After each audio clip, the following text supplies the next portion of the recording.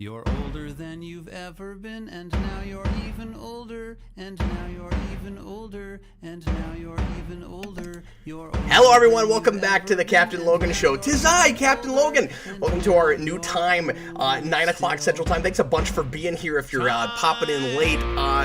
Look everybody, it's my wonderful chat moderator and producer, as always, DJ Martinez. Hello DJ. Hello sir. And guesting with us this evening is the magnanimous Dan Torrey. Hey everybody. What's up, Dan? How have you been, man? It's been a little while. I've been doing pretty good. Just waiting for my bar exam results to come in. So I've been living off of what money I saved up in my Biden bucks. So that's been fun. Well, I'm glad you were frugal and careful in video games. So it's been good to catch up on entertainment because I feel like I've been out of the loop with stuff. So yeah, I feel really out of the loop, and I do this for a living. I don't know. I feel like I feel so out of touch all the time. But yeah, Dan, I feel like I've been on pins and needles for you. I feel like I've been waiting with bated breath for you to let me know whether or not you got through the bar this time. Yeah, me too. Fingers crossed. Thanks again, folks, for being here. We're going to do a slimmed-down hour-long show tonight, and for the foreseeable future, these are going to be cut off right at an hour. Nobody will believe me when I say that, or at the very least, and tonight we will cut things off at an hour because I've got some things to do later, but even if we do go later, DJ will always have to leave at an hour because this is pretty late for him. He's got to get up and go to work the next day. We are having to do some compromises right now. If you have not heard the news yet, my wife is pregnant with twins right now, and she's already needing me more in the evenings because, as you might imagine, that is a more, difficult pregnancy. And she's doing great. She's not having too hard of a time yet, but she's already needing me more in the evenings with the other kids and stuff that she can't do as much as she could before. So I'm already having to scale some things back on the channel a little bit. I put out a video about that, an announcement video, like an update like a week ago. So if you missed that, that's what's going on. That's why this show is later. That's why Marvel Mania is later. I'm basically doing Geekvolution stuff after 9 o'clock now when I'm doing channel stuff. But we're going to keep this going as long as we can, and I got a decent crowd here already. So thanks a bunch for being here, folks. We got Divid22 in the comments there, Cinemographics here, Blue Dragon 5, Caleb Sang, Jedi Knight, lots of folks there. And look, it's my buddy Austin, the Day Ghost. Hello, the Day Ghost. Austin and I hung out yesterday with my kids and played some Mario Kart, and I'm convinced that the main reason Austin wanted to do that was just so that he could hear Freddy yell at him, because when Freddy loses, he gets angry. That's my 6-year-old, and Austin is really good at Mario Kart. So as soon as he was like, hey, Cap, we should hang out and do some Mario Kart with your kids, I was like, that sounds like fun, but you're going to get yelled at. And he's like, yes, I am. He seemed very excited about that. That's hilarious. Tonight is an Ask Me Anything show. If you want to make sure that your question or comment gets read on air and talked about by the three of us, you can leave a super chat at any dollar amount. That guarantees that we will talk about your topic. If you want to leave a pre-written topic, we will tackle as many of those as we can as well. And before that happens, we're going to do our lead-in topic for tonight, and we're just going to talk briefly about the new Loki trailer. I want to talk about this because Dan's here, and Dan likes that character a lot, and I think is pretty stoked for that show. And Dan, was that the show that you were most excited for before the new shows have already dropped? Because I know you've been pretty happy with the stuff that we've gotten on Disney Plus already. But was this the thing, or was it Falcon Winter Soldier? Loki was it for me. Because I like the Captain America corner of the MCU, but I'm not. I've read some Captain America comics, but I'm not the biggest. He's not my favorite character or anything. But Thor is one of my favorites. And Loki is one of my favorite Marvel villains, so this was definitely the show I was the most excited for out of the lineup they announced for sure. I gotta say, it was lower on my list just because I'm not the biggest Thor and Loki fan, and I care more about that stuff than I used to after, several years ago reading the Simonson run with Dan. Dan has a lot to do with why I care at all about that corner of the Marvel Universe at all, even regardless of MCU. But I was like, a Loki that's split off from another universe because we killed that character, and then we bring him back in Endgame with the Back in Time stuff, and I was like, I don't know how much I care care about like an alternate Loki story, and the teasers that we'd gotten before looked fun, but if we'd gotten, Dan, this trailer, I think this would have been maybe my most anticipated show, because like I said, I'm not and like, I think Hiddleston's great. Like, I like that character fine. I didn't know how much I cared about him as a protagonist in his own series, but as much as I'm not a Loki guy, this is absolutely my kind of show, though, now that I'm seeing what the premise is. Like, timekeepers and trying to keep, the space-time continuum from falling apart and all of that. Like, that's very much up my alley, and so I'm a great deal more excited about it than I was before. Like, I knew there was some component of that to it, but I didn't think it was going to be quite as quirky as it's looking. I like Owen Wilson a lot. I found myself going, yeah, where has he been in the MCU? we find 11 years in, 12 years in, finally Owen Wilson shows up, and he looks delightful. He does. Yeah, I'm sort of, in the terms of the premise, the opposite of you, because I was hoping that it was going to be about Asgard mostly. Not that I still am very excited for the show, but I just wish it was a little less the like about the convoluted way in which we brought Loki back to life and like doing stuff with him in that way. It is a pseudo adaptation of many of the like recent Loki comics, like the Agent of Asgard run, which was by Al Ewing, the guy who also writes Immortal Hulk, which I really enjoy. I enjoy both those series. And then there was a shot of him wearing the Vote Loki button from when he was like a politician in one of the recent runs that I haven't read, but I've also heard is pretty good. So they're definitely pulling some from some stuff, and we do see like some shots of like the Asgardian throne room and stuff. So I was just hoping this show would be fleshing out the Asgard corner of the Marvel Universe and like the way it works a little bit more, because I feel like in the Thor movies that are serious, the first one does a bit of that, and I like that. The second one is not a good movie, and then the third one is just a farce. So I was hoping that this could like do a little bit more with that stuff. But given with what we have, I'm definitely excited to see what they do with his character, and like how, if he like sticks around at the end and stuff, like if he has to go back into the timeline. And I would imagine Loki's going to pull some hijinks and stick around, but I guess we'll see. Or they might do that Thor 2 ending again, where like he's there but pretending like he's dead, or maybe they'll even try to dupe the audience into thinking he's not around anymore, and then they'll bring him back again later. Like, I think anything could happen. Dan, I think it's very likely to be a mix of all of the things that we're talking about, including the Asgard stuff, because we didn't get the Rainbow Bridge shot again with this trailer, but we've seen that previously, so we know we're doing that somewhere. And it might be kind of like a WandaVision thing where we just give it, one episode, kind of like the background episode with Wanda. And I know that's not what you're wanting, but honestly, I immediately expected Agent Loki when they announced this. And given that we've destroyed Asgard, since we're in an alternate universe, if we can go there at all and do any fleshing of that out at all, be kind of excited. Like, it would have been a bummer to me to spend this whole show fleshing that out after we've already destroyed it. Like, there's a part of me that at this point almost doesn't want too much of that, because it's already gone. Like, that's true.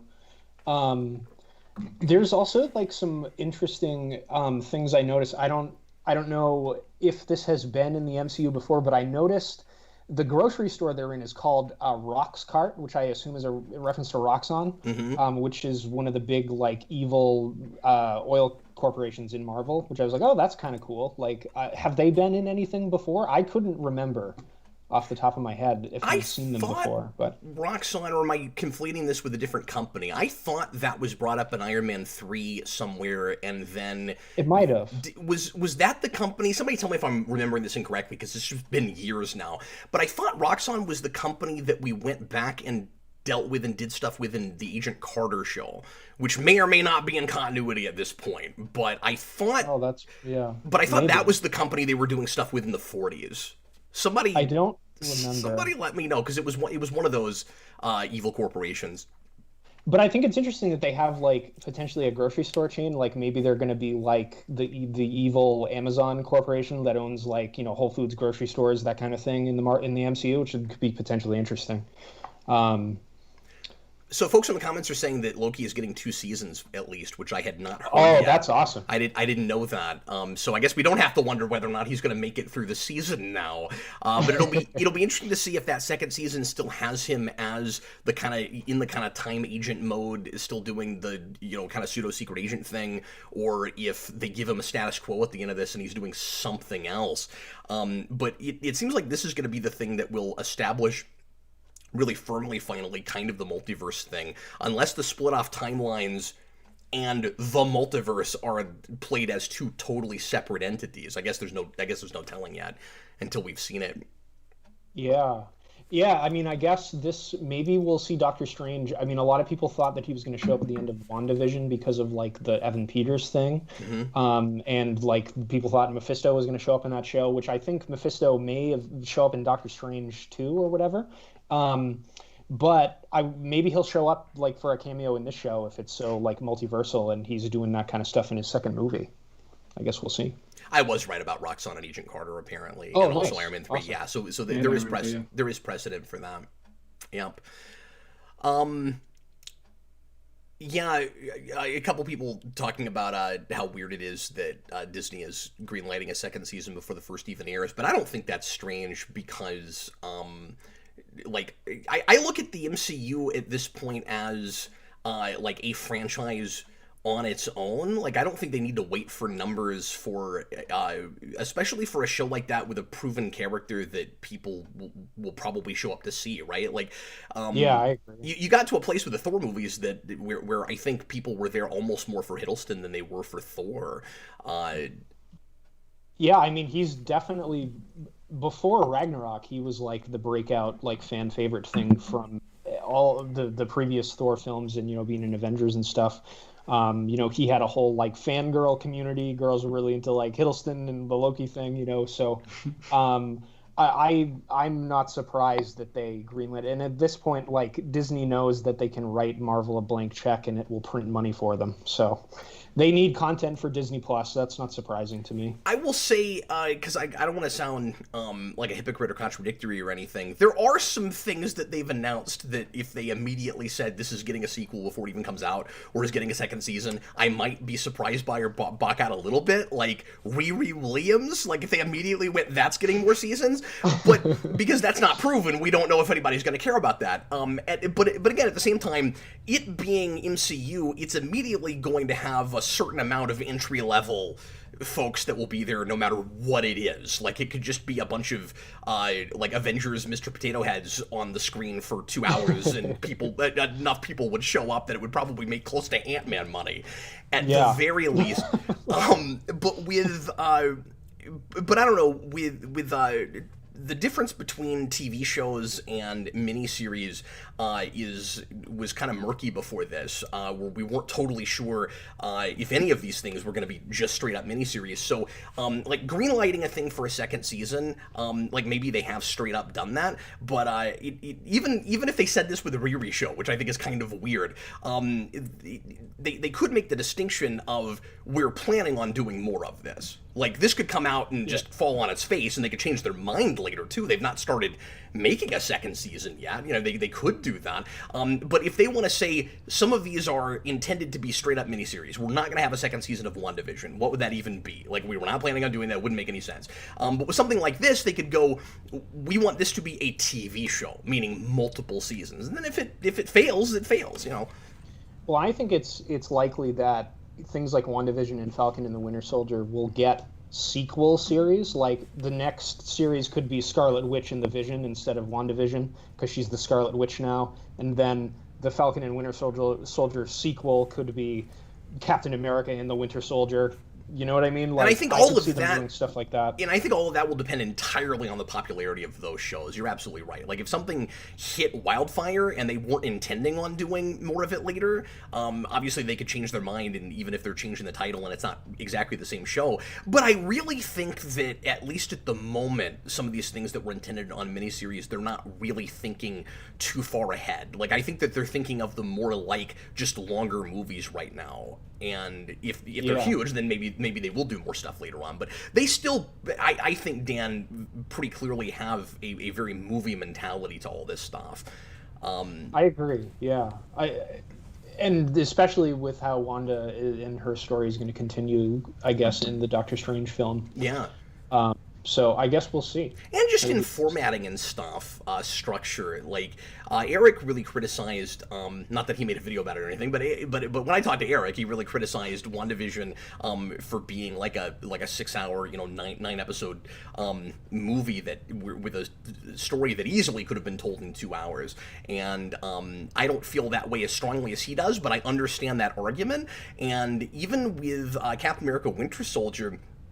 I wish they would play around with, I said this when we reviewed the first couple episodes, I wish they would play around with the format a little bit more. I would be a lot more okay with that show starting where it starts, because I think that second episode is a brilliant opener, but we have a prologue that is called the first episode. If they just called that a prologue and treated it like a 0 issue, I would have been a lot more okay with it. So I wish they'd play around with the format a little bit more and treat it more like comic book miniseries or actually TV things, even more than kind of the longer movies that they're treating them like right now. Yeah, I mean, I guess I haven't had as much of an issue with the series as they are as you and Eric have, but I do think that it's smart to let these things have as many episodes as they need to. Like, I really like that Falcon and Winter Soldier is shorter than WandaVision was. And they can have different episode lengths. Absolutely. Depending on what they are. Absolutely. Yeah. So anyway, I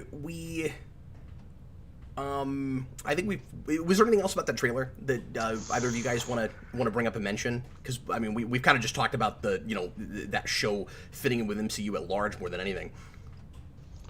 Yeah, I'm just gonna be interested to see like what Loki's character arc in the show will be, like where he ends up as a character by the end of it.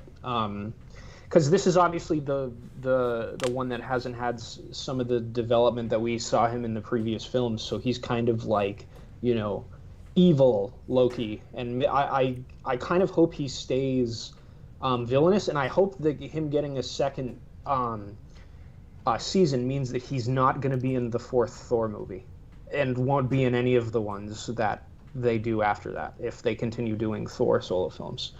I would like. Is that Loki... just because you don't want to have to watch them? Well, yeah. Mostly. Dan, what I love about the premise is you're taking the villain of the first Avengers movie, which was one of, before Infinity War especially, the most, popular and money-making comic movies of all time, and you're giving him his own TV show. I think that's a lot of fun. And also that you're using essentially that version. Like, the last time we saw this particular version was right after Avengers. So like you said, he hasn't gone through any of the stuff we saw that character go through, any of the, Dark World stuff or any of that. And so we are, like, straight up taking the villain of that movie and giving him his own TV show. That could be wonderful. I agree. Yeah. And from that trailer, they seem to have a really good handle on just the core of that guy and the way he manipulates people, and they've not, it doesn't seem like lost their handle on the mischief and everything he's about. I love that line with Owen Wilson where he's like, look, you've literally stabbed people in the back 50 times. And he's like, well, maybe I won't this time. And that's so Loki. It's fantastic. Yeah, like, well, how do I know you won't? Maybe this time, you don't know. That's fantastic. It's going to be interesting to see, like, I really hope that these time cop people don't pick him just, like, he says he has, like, the Loki touch. Like, I hope there's more of a, like, interesting reason as to why they are using, like, an aberrant variant of a very villainous person, as we were just talking about, to solve this problem, and that they don't look like idiots. Because, like, Loki's going to have to outsmart these people. I mean, that's, like, the point of doing a Loki show. You don't want it to be the time agency version of Sword. Yeah.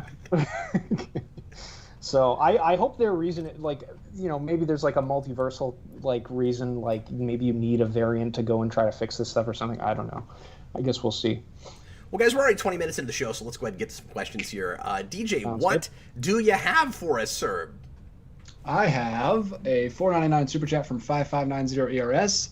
Thanks, Have man. you guys seen the trailer for Batman: The Long Halloween Part 1? Oh, no, I didn't know that had dropped yet. Nor did I. I am Apparently sorry, it I has. have not seen that yet. I will make sure and chat with you guys about that on Tuesday. Cool. So Thanks sorry super for chat. the wasted super chat, but we'll make sure and talk about that on Tuesday. If Hey, there's- it's not wasted, and you now know about it. Yeah, so. that's true. Fair enough. But just in the sense that he doesn't get to listen to us talk about his question for very long. No, I have not. But if there's enough meat there, we might make that the lead-in topic for Tuesday. I'm curious to see what the animation looks like. And if we had time, I would consider going ahead and watching it right now and reacting to it. But we got 40 minutes left, so I'm not going to do that. Go ahead, DJ. We're not so great at the reaction videos anyway. Every time we try that. Speak for TH1. yourself, I'm great at it. No, I mean, we can all sync up and stuff. We started trying that, but... Yeah. TH1, $5. It looks like they will change the stones to make time flow instead of controlling time. You rock. Oh, okay. I didn't even pick up on what exactly they were doing with that. Oh, you just mean that we're... Well, see, I thought that was what the Ancient One in Endgame was kind of talking about in the first place, though. That, like, they control like, they kind of make time happen and control the flow of time all at the same time. I thought that was kind of the idea. And I was always kind of confused about that whole idea, and we talked ad nauseum about the time travel a couple weeks ago, DJ and I, when we did the Endgame commentary for Marvel Mania, but I was always confused by the idea that you could destroy the stones and then it didn't ruin the universe if they control the flow of time. So like if you take one out of time, it splinters off into another timeline and you have these splintered realities. I also don't know why that's necessarily a problem. By the way, like this show, it's like that's a catastrophe and we have to solve it and we have to put them all together. I'm not totally sure why that's bad, so I'm hoping that ends up making sense in that show, because in the movie, it seemed like it was the Ancient One's problem wasn't you've splintered off realities, it's just you can't... I don't want you to mess up mine, I thought was the idea. Or maybe just his taking it in the first place was bad, I forget. But anyway, I just thought it was kind of strange that you could destroy them, and it doesn't mess up the universe. But taking them out of a timeline is a problem. I hope the entire show also isn't about the Infinity Stones. Like, I kind of want to, like, move on from that. Do some other stuff, you know? Yeah, because we've got him again. Like, now that we've got, he's got the Tesseract. And we knew that the Tesseract would have to be a thing again, since he's got it when he leaves. And that's, I assume how he left. Yeah, Jedi Knight, $2. What 8? Oh, wow. This is an interesting. Get your thinking hats on. What 8 historical figures would you want to meet? 8? Okay, well, 8. I don't think we're gonna give you. I don't think we have the time to give you 8, but maybe a couple. Dan, being the history buff you are, throw 2 or 3 at me. Oh, wow. Let's see. I guess the ones that spring to mind for me would be like American history figures. Like I think it would be interesting to talk to someone like James Madison, one of the people that was the primary architects of the Constitution. Abraham Lincoln would be really interesting. Trying to think of who else. I mean, most of them would be American political figures for me, because that's just I'm very interested in the political history of our country. So those are the people I'd want to talk to. For me, it would probably be a lot of creators and of entertainment things, and I always like to overthink these things. If I could talk to them in their prime, it would be even better. Like if instead of where they were right when they died, like the 95, 96-year-old Stan Lee, I'd love to be able to go back and talk to the 24-year-old Stan Lee. Like that would be really interesting. But Stan Lee would definitely be way up there, which sounds silly because he just passed away recently. But probably the top of my bucket list would be Roger Ebert. Oh, there you go. Oh, yeah. I guess a lot of the historical figures that come to mind are people that were with us until just recently. But I think a lot of that is because I was a little bit frustrated not to have some sort of opportunity to sometime meet them while they were alive. Would you want to meet Roddenberry? I don't know, because I think in a lot of ways I would just be disappointed. Because Gene Roddenberry, and again, it depends on what part of his career, right? Like, Roddenberry at the end of his life is drinking his own Kool-Aid, really full of himself, really ethereal, isn't talking about anything real, and is ruining his TV show. But and movies before that, or was on his way to doing that. Some things got salvaged and worked out despite him. But if I could meet Gene Roddenberry while he's making The Cage, or while he's in the middle of season 1 TOS, yeah, absolutely. I know another one you would want to talk to, Cap. Oh God, who's that? Fred Rogers. Oh, of course, Fred. Yeah, that would be right up there with Roger Ebert. Thanks for mentioning that. Yes, of course. Just warm your soul. Yes, of course. Cool question. And way to get like the most massive question in we've ever had with $2. That was very, very crafty there. Yeah, but if you think about it, numbers don't take up any space. So he could have said 95 and gotten away with the same dollar amount. Divid22, $2. You could. Oh, he just says you got DJ and Dan Torrey. Is this a special event? It is. It's a special 1-hour event. It's a very special episode of somebody's going to need to ask us like a really sad tear-jerky question where we can give some kind of like massive PSA about like not taking drugs or being careful when you walk across the street or something, and we'll make it a very special episode of the Captain Logan Show. And we'll end on the piano music from The Incredible Hulk as we all leave the show. I will pull that up. Yeah, that's actually possible. We can do that. And then also to follow that, Jan Hendrik Vandermerwe says, always glad to see Dan. So puts in a super chat for that. So I'm also always glad to see Dan. Hi, Dan. Hello. Yeah, thanks for being here, man. Of course. Thanks for having me. Speaking of that, Cap, Jason did a fantastic job all around last week, but the most he captured you out of the whole night was when he said, "Hello, DJ." Exactly like you say it. Like, spot on, perfect Captain Logan impression. I didn't even catch that. That's amazing. There were places during that show where I could not believe things he knows about me and the way I think, and just specific things that I like or care about that he doesn't. Like, he went deep in trying to make that like either the way I would answer things or BSing it or making fun of me in how I would answer things. One of my favorite things he did was just mess, because I pretended to be Jason. So anybody that doesn't know about this, on April Fool's Day, we did a April Fool's Captain Logan show, and I was totally lazy and didn't even show up for it, and had my son be me for a full hour, and just pretended to be me the whole time. And by the way, everybody that was there that night, you guys were wonderful, because nobody tried to break the facade. Everybody in the comments that night was pretending like it was really me, and people that would come late and be like, "Oh, hi, Jason," somebody always in the comments would be like, "That's not Jason, that's Gab." And it was wonderful. Like, everybody ran with it. It was fantastic. So I pretended to be Jason in the comments, and I was trying to throw him like weird, difficult hardball questions where I'm like, I don't think he'll know how I would answer this. And like toward the end of the show, Dan, I asked him things like, "How do you feel to be having twins?" But earlier I was like, "What is your third favorite They Might Be Giants album?" Oh, wow. And Jason and I are both huge TBG fans. Without skipping a beat, he goes Apollo 18, because he knows Apollo 18 is my favorite TBG album, and he thought it would be really funny if he made that my third favorite. That's funny. My favorite moments were when he forgot what he was supposed to be doing and gave his own answer. Like, apparently your favorite DCU film, Cap, is Aquaman. And he just kept running with it. And I was like, oh, wow, I didn't know. I mean, we did the Wonder Woman commentary, and you really seemed to like Wonder Woman, but that's cool. It was funny. I forgot about that. There were a couple places where he would...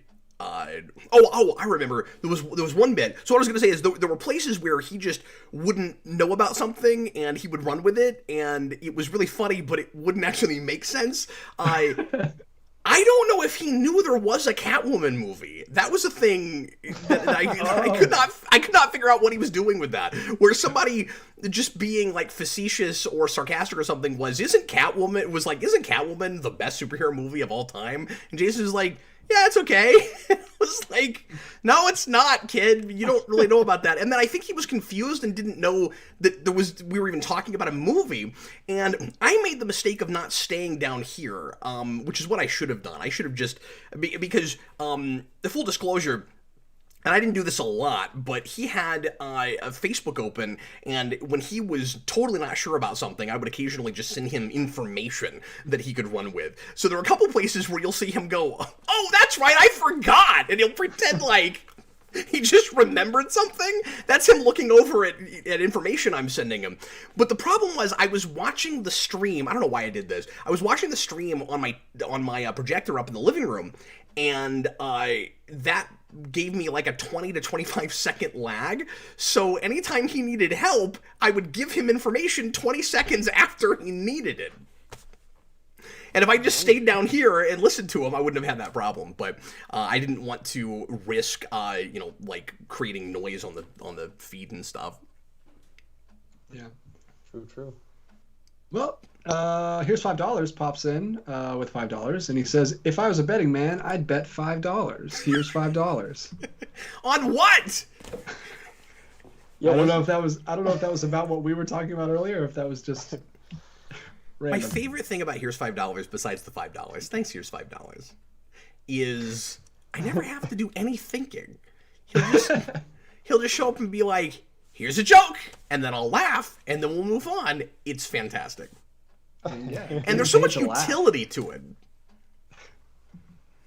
Another $5 from Super Billy. This series looks fantastic and intriguing premise-wise. Hope it salvages the Asgardian side of the MCU after the abysmal Thor sequels. So do we. I agree, sir. So do we. I agree. And if not that, I just hope it's great in its own right. Like, I want that to happen too, but I don't want to get my hopes up. And like I said earlier, even if it does, it's going to be like, what sucks? Now Asgard's great, and it's also destroyed. Unless they use the multiverse to bring it back somehow. Yeah, don't put it past Marvel to bring back an entire planet somehow. Just like... That's true, but they're acting like they're going to be really careful to not make the Disney Plus things shows that you absolutely have to see in order to see their next movies. So if they do that, it won't be in this show. Like, I could see them fleshing it out more where it's a like very closely related parallel reality, so most of anything they would tell us probably counts in all the realities. But once we get to Thor 4, I doubt very seriously that a lot of that show is going to actually influence that movie too much, or inform that movie too much.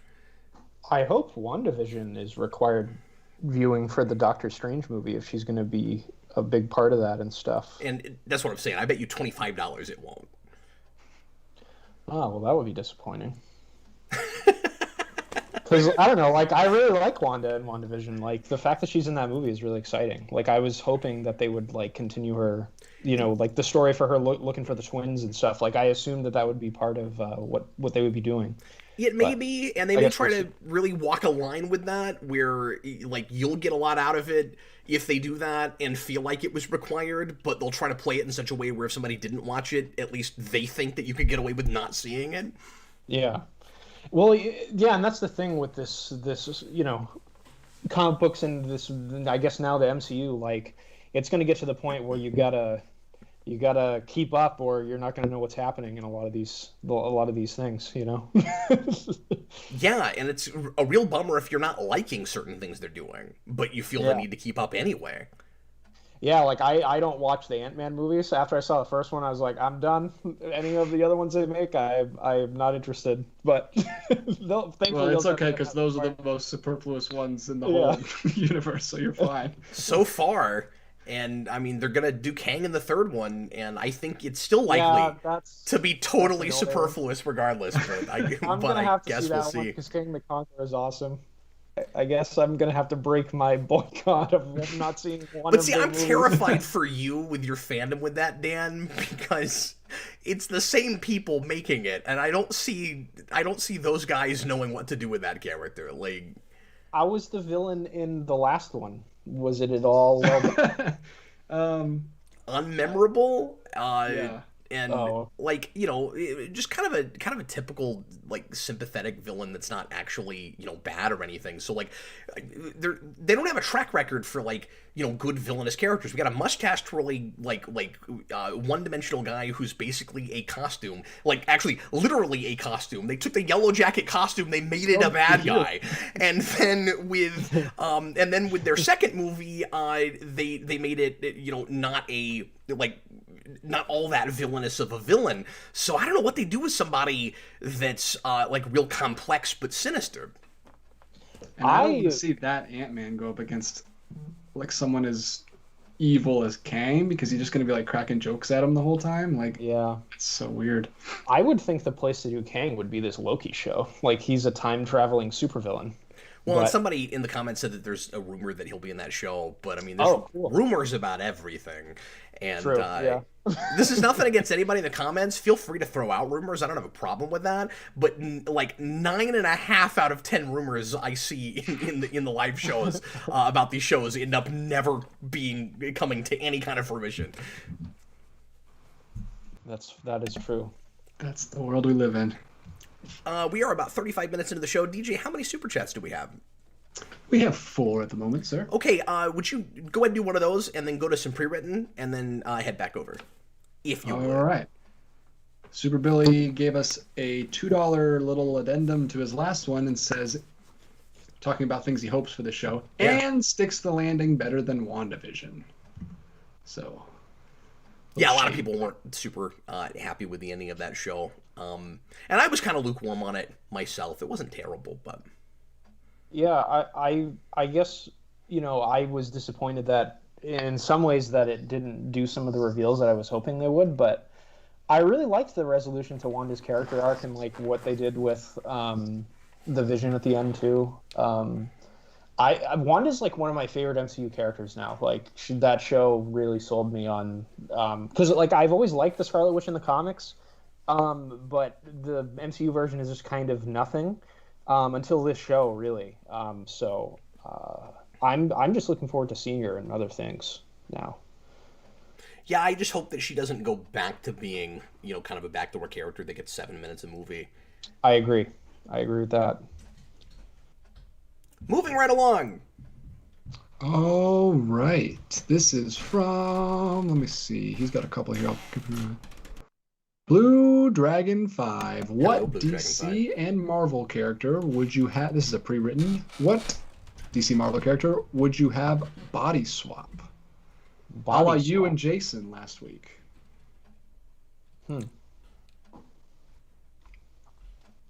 So, like...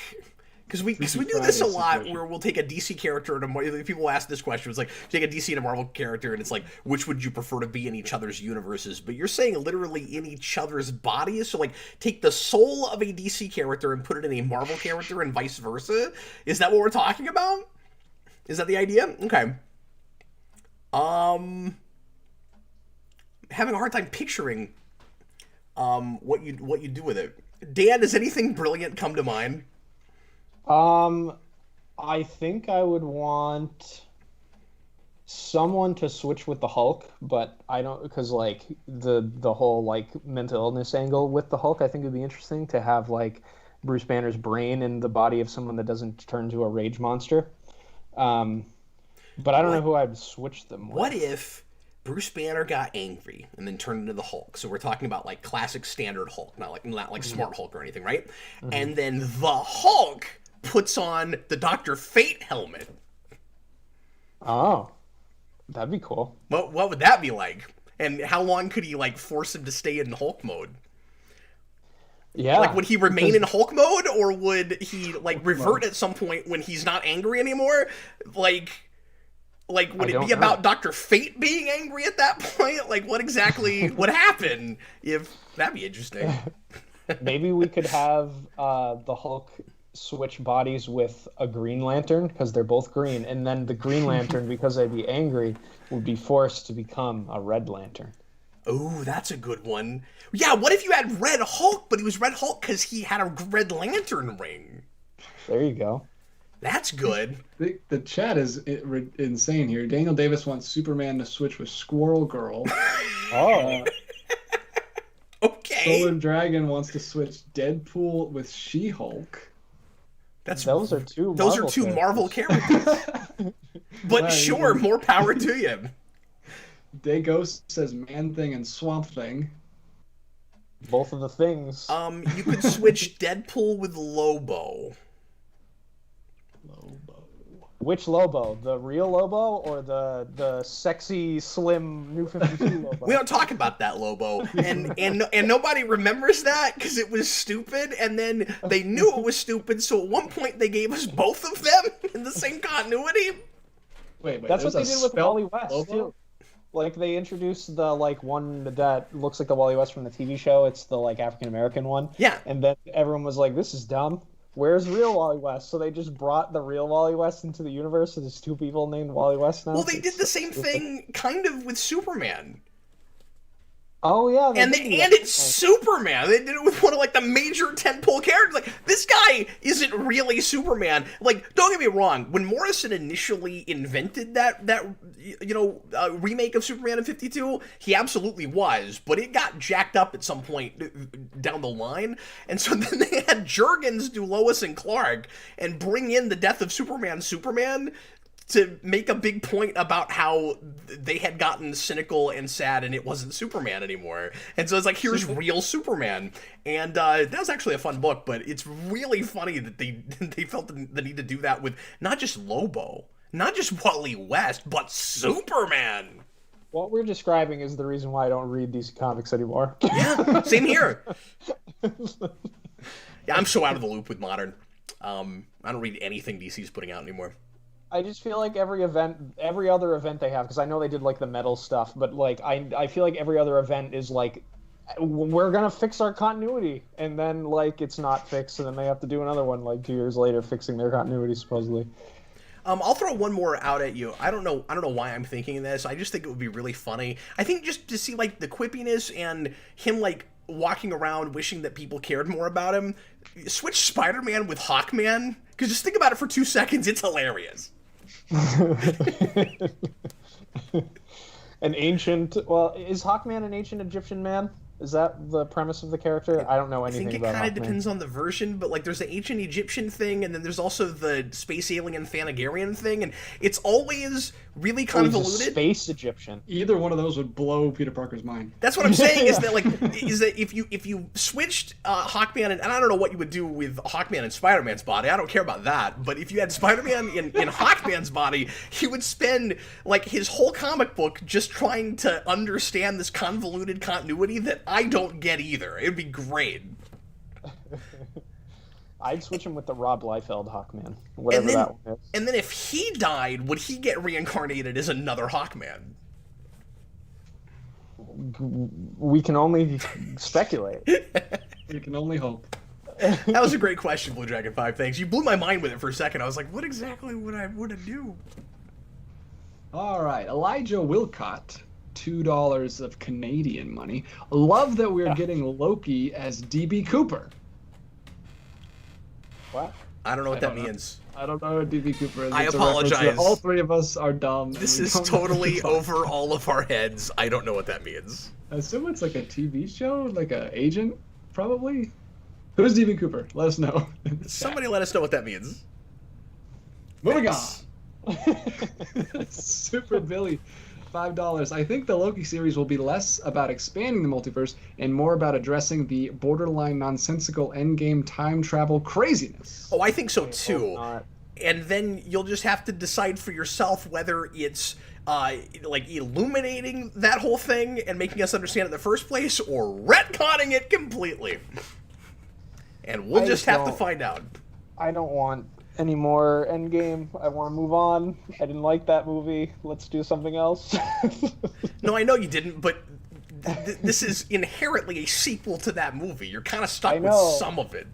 I know. I just hope it's as mitigated as possible. I'd rather them just focus on Loki traveling through time and all that kind of stuff. DB Cooper is rather the than great explaining urban legend. I've just never heard of this, you guys. He was a literal some guy who disappeared. a real person. Mutali, some guy who disappeared jumping off a plane. Blue Dragon 5 is getting is giving me crap for not knowing about this. He's like, come on, Cap. D.B. Cooper, the mysterious guy who pulled off the heist on a plane. Look, it's not just me. None of us on the show tonight have heard of this guy. I did not know about this. I think I'm he's not so up on my mysterious thieves. that nobody knows about him. He's that mysterious. Yeah. Yeah, I'm not up on mysterious thieves. How long ago was this? When did this happen? And why does Loki steal? I don't think Loki steals a plane in the trailer. I'm very confused. Anyway. I guess because Mutalia says Loki wore the shades in the first trailer, so is this a guy who wears those sunglasses? Okay, we only have an hour tonight, folks. We got to get to the bottom of this couch. Rohit Dahar, D.B. Cooper is the guy that jumped off an airplane with a bag. Everyone knows about this but the three of us. With a bag of money. He was never identified and nobody knew where he landed after jumping off the plane. In the 1960s, says Elijah Wilcott. In the mid-70s, says Tom. So somewhere in those decades. Okay, well then, he's one of the 8 people I want to meet. Just to ask him where the money is. Matthew Bass, $5. Hey, Cap and Dan. Hi. Do you think you could do a video on the spectacular Spider-Man animated series? I mean, we've talked about it forever. Yes. I would still like to do that. I think the main reason we haven't is just because it hasn't been widely available for a long time. Is it finally streaming somewhere? I don't know. At the moment, because I know Disney Plus doesn't have it.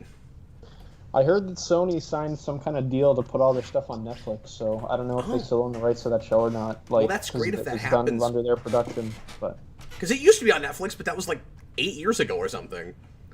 Oh, I didn't even realize they ever put it on Netflix. It was at one time. Yeah. I would like to do that. I don't know what exactly that would look like if we would just do an overview kind of thing, or like a two videos, one per season, or what exactly that would look like. Dan, I've still never seen the second season. It's good. I know that's what everybody says, but I've just never gotten around to it. I don't even know if I own all of it. I think that's part of the reason is that I don't think I have it all, but I got to go look at my library. I don't remember. Track down the Blu-ray. The Blu-ray's awesome. It's just one set. It's really nice. Oh, sweet. Yeah, they put that out a couple of years ago, didn't they? Oh, yeah, it's been a while now. Yeah. It might be kind of hard to get now. I don't know. Spider-Man things are hard to get. I want to get the 60s show, but it's like $100 at the cheapest on eBay to get that. It is one of the rarest box sets that I own, and I got really lucky. I've never taken the disc out. I've never watched it, but I found it relatively cheap at Vintage Stock when Eric was working there. And he called me one day. He used to do this. He'd call me when something like surprisingly rare would come in. That's beautiful. And he'd be like, Cap, you might want that. And I didn't even realize that was hard to get. And he was like, I don't know. I think I paid like $35 for it. He was like, you really need to come down here and get this. So I did. Oh, wow. That's awesome. we had it growing up, and I think it's still in my parents' house. I need to just go back and get it. But I've been trying to show my son. So I just looked up on eBay real quick, and I was like, holy jeez. Spoon Dude, the reason I haven't watched that yet, like I said, partly because I don't think I have it, but the main thing is I've always wanted to do videos on it, and I've just been waiting until I'm finally able to do videos on it, so that's the thing, and I want to do that with Dan if we ever do it, so anyway. That is the thing I'd like to do with you, Dan, at some point, but... That would be fun. I'm down. Yeah, Give it 22. This, I think. But it's Spider-Man Day! Anyway, moving right along. We got about 12 minutes left on the show here. David22, $2 super chat. I think about the Freaky Friday question we were talking about earlier. He says, Hulk is of two minds. Can you switch minds with the Hulk? Have they ever done that, Dan, where you take, where like you split the Hulk and then you have the Hulk mind in Banner and Banner in the Hulk? Has that ever been done? So in Peter David's run, the Hulk and Banner get separated into like two different and that like happens sometime, like a number of times. I don't, and the closest I guess is like when you fix Bruce Banner's brain and it's like the whole personality instead of like the two distinct ones. I guess I don't know. Yeah. Not exactly what you're describing as far as I'm aware, but I haven't read every issue of the Hulk ever, so. That also sounds like the craziest, convoluted, and potentially pointless things to do with the Hulk, but yeah, yeah. What would you do with like Hulk brain Banner just running around like a skinny guy, like just hurting himself. And then the other one would just be Smart Hulk, which we've done lots of times. Like, yeah. I kind of want to see Mark Ruffalo play that now. It'd be better than what he's been doing recently. I think we could pitch all kinds of silly ideas that would be better than what he's done recently. I feel bad for him, too, because none of that is his fault. I know. I agree. He's great in Avengers and Age of Ultron. He's great. DGMC, $10. Thanks. Thanks, man. Thanks. How do you guys... I do Don't ask me about a thing that I haven't seen where I'm just going to say, nope, didn't see that. Oh, this is a good question. How do you guys feel about past comic book film iterations? Example, Raimi's Spider-Man, Affleck's Batman, Snyderverse, continuing through comic books like Burton's Batman will be, or even animated films /TV. I love it. I think you can do it for anything. I think you should do it with everything. I think anything that got canceled prematurely, that is a wonderful way to potentially finish a thing, or at least give us a sense of what an ending might have looked like for a thing. And I can't think of one example, you guys, where comics would be a bad medium to try to finish a thing off. Like I want to see that for even more obscure things that I would be one of 5 people that would care about. Like, I'd love to see a Birds of Prey season 2 in comic book form. I'd love to see like more of 90s Flash in comic book form. This is a conversation that I had with Eric a couple weeks ago, where because he was late to the party finding out about 89, he sent me a message. He was like, "So I'm sure you know about this already, but it's really cool they got Sam Hamm." I was like, "Yeah, isn't it? Isn't it really cool they got Sam Hamm? Wouldn't it be great?" And so he was like, "Let's do it for everything. Let's do Birds of Prey and 90s Flash." I was like, "Yeah, why not?" And especially with the digital first stuff, because they've always done these things for digital first, like with Batman 66, and I can't remember if Wonder Woman 77 was digital first or if that was just those oversized quarterly things they did, but if you'd have such a low risk if you did it all digital first, because if it didn't sell well enough, you wouldn't have to necessarily print it. You could just get it out there and at least let people read it digital. Yeah, I think you should do it for everything, and I wish Marvel would start coming back with some of their unfinished things that way too. I think your idea about the previous film franchise is a good one. Do it with Amazing, and just finally do Amazing 3 in comic book form in like a big one shot, like couple 100-page book. I think that'd be great. I agree. Marvel should hire Alex Kurtzman. Well, that would be a situation where I'd want new blood, probably, or at least whoever. I don't know who wrote that first movie. That's a good question. I don't remember who wrote the script for that. Maybe go back to that, but yeah, don't go to Orsi or Kurtzman. But yeah, a lot of those, obviously it would give it a lot more credibility, and you'd buy it more as potentially something close to what they would have done if you went to somebody that worked on it and in the first place. Yeah, of the Spider-Man ones, the Raimi Spider-Man 4 would be the one I'd be the most interested in. But I agree, like, if, there's a market for it and, like, people want to see that, that's a good way to kind of continue that stuff. I think I read some of the Batman 66 comics, and I really liked those. They were really cool. Oh, they were wonderful. Yeah. Yeah, and he also, at the end of that, says even animated films do, like, I would give anything for Andrew Garfield to come back and do an animated Amazing Spider-Man film. Like, that'd be cool. He basically, like, with, like, the Spider-Verse animation would be incredible. Like, I know it wouldn't be that good because it wouldn't be in theaters, but he could have basically played older Peter in Spider-Verse, and he would have been perfect. Like, he could have nailed that role. I agree. That would have been awesome. Well, and I suggested that animation is the way to continue or finish the Snyderverse for the fans that really want that. Yeah. I mean, I think that's a great idea. Because, like, I don't think there's any chance, like, Ben Affleck is going to want to come back and, like, make, 2 or 3 more movies as Batman at this point. Like, even if they, like, Warner Brothers wanted to, like, restore the Snyderverse, like, I don't know how feasible it is at this point. Don't say that. Oh, sorry. And we're doing stuff like bringing back, Batman in the Animated Series and comic book form and things like that. And I don't have a problem with that. And if that, I've only read the first issue of that. If that's good, great.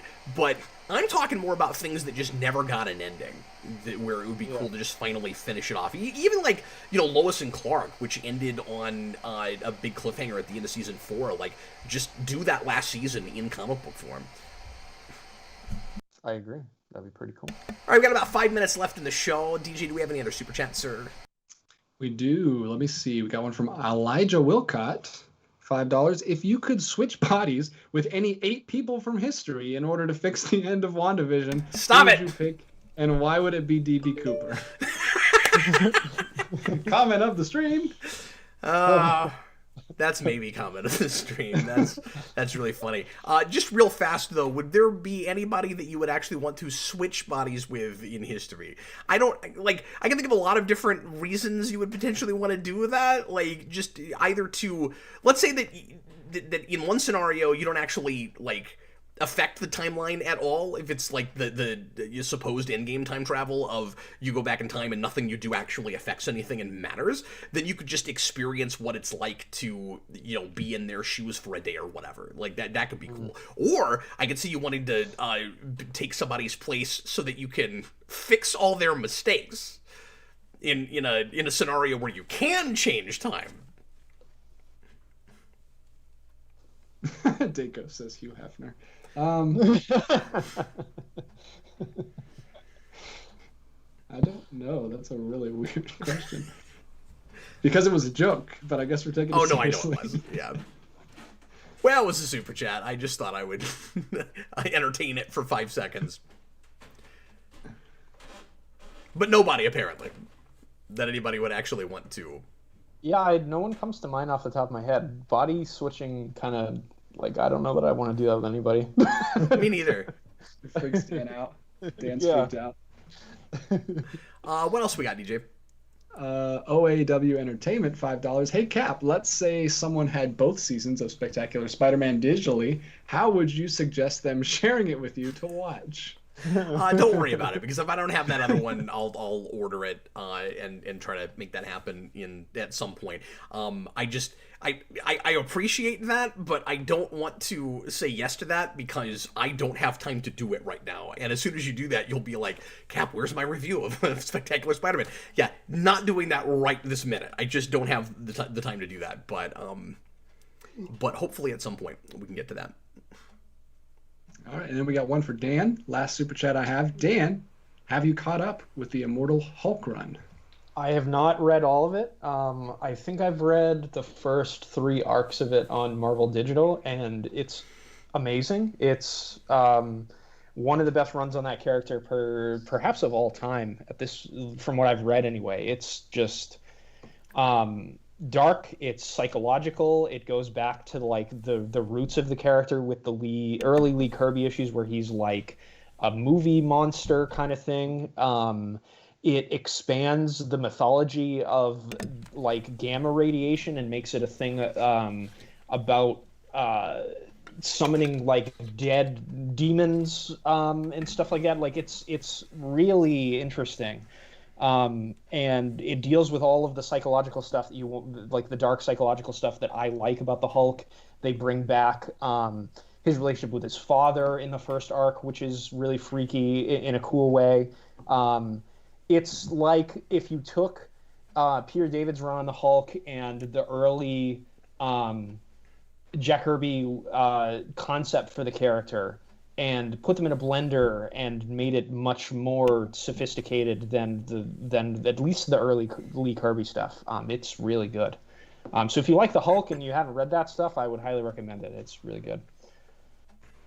That sounds a lot, in a way, like the approach that Cates took on the mythology for Venom, where it's just take all the stuff that's there already and really flesh it out and make it more sophisticated and interesting. Yeah, it's very similar to that. I mean, the Hulk, it definitely has more of a rich mythology than Venom at the outset. Of course. I think the stuff Cates does is mind-blowingly creative because it's like,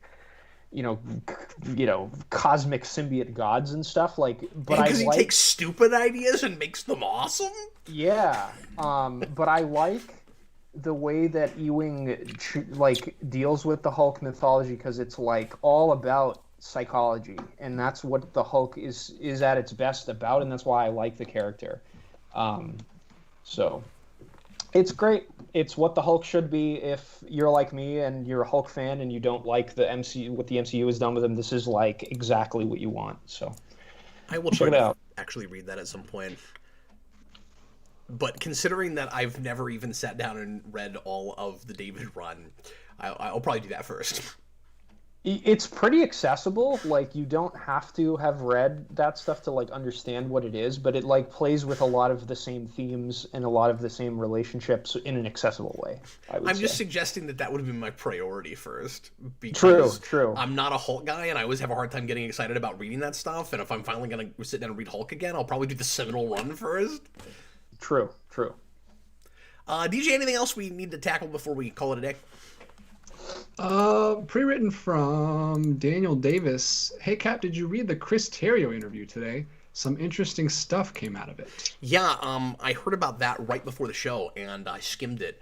I read a little bit about that, and he's come out and he's really upset about the way that Warner has initially released the Snyder movies, but I didn't read all of it. Just in the stuff I was looking at, I didn't see a lot that was really like new and news. Like, I kind of expected him to maybe come out and say that he was kind of disappointed with how his material was adapted.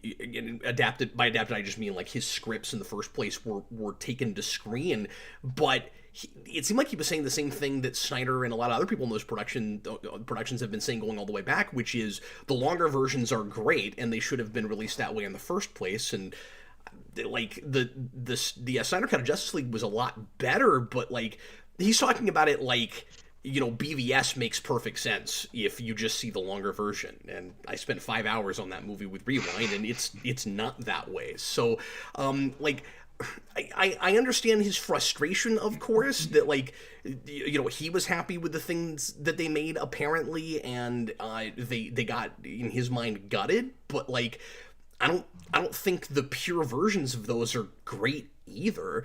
Especially BVS. So like, I don't know. It was not the mind-blowing interview that folks made it out to be. At least the main parts that I saw, but I've not looked at all of it. So maybe there's something in there that I don't know about yet. There are some interesting tidbits, like the BVS one. He says that he was basically like called in to appease Ben Affleck by the studio because he was like worried about the script and stuff. Yeah, and, he did say that. He said like, at the outset there were already like storyboards of Batman like branding people and stuff, so he was like stuck having to like have that kind of stuff in the rewrites, or I don't know if he wrote the script whole cloth or if there was like a working script that he rewrote or something, but it seems like that movie was much less like he sat down at the outset to write the screenplay than Justice League was, which I think makes some sense because I think the Justice League, the Snyder Cut, is actually a pretty good movie. There's things about it I don't like, but like overall it's like coherent and like the character motivations make sense in a way that the BVS ones don't. Yeah, and he says that Cyborg's arc was pretty much all him, and that makes sense. Because I don't see Snyder coming up with any of that himself. But yeah, Snyder's always made a big deal out of how he likes to storyboard everything first. You get the sense in his commentary with BVS that he storyboarded that whole movie and then handed it to a writer. I don't know how true that is, but that's sure what it seemed like the way he talks about it. He also mentions in that interview that he thinks that the title for BVS was stupid, and that was I'm sure a studio thing. So there's like even to Snyder's credit, there's stuff that was out of their hands. Well, yeah, of course. It's these characters are like the most valuable assets of $1 billion corporation. Like they're gonna have some say in what happens with them. But it doesn't mean they know what they're doing, obviously. Yeah, exactly. Yeah. I'm more interested in like the future of Warner Brothers. Like there's so many actors and now writers just coming out like against Warner Brothers. Like they, it's like they don't care. Like nobody cares. No one's scared to lose jobs from Warner Brothers. Like they're just like they suck. It's so weird. It's interesting, isn't it? Yeah, it's gonna be. I mean, it seems to be that mainly goes. people that don't expect to work with them again, or in the case of Ray Fisher, maybe just don't want to. I mean, like I thought that first when he started coming out about things with Whedon and the studio and stuff, and I'm like, dude, nobody's gonna want to hire you after this. But maybe he doesn't care. I mean, there is the question, and I've heard people bandy this about a lot with Fisher, where it's like, is any studio going to want to work with him after he railed against Warner's as hard as he did? Like, it's a risk he's taking, to be sure. Yeah, but then they also just lost Chris Nolan, or at least ticked him off. He's never going to make a movie for Warner Brothers again, right? they're not doing well. Maybe everyone saw the writing on the wall. Like J.J. Abrams signed a deal with Warner Brothers, and he's going to ruin the entire studio, like he does with the franchises he gets on, and they all left.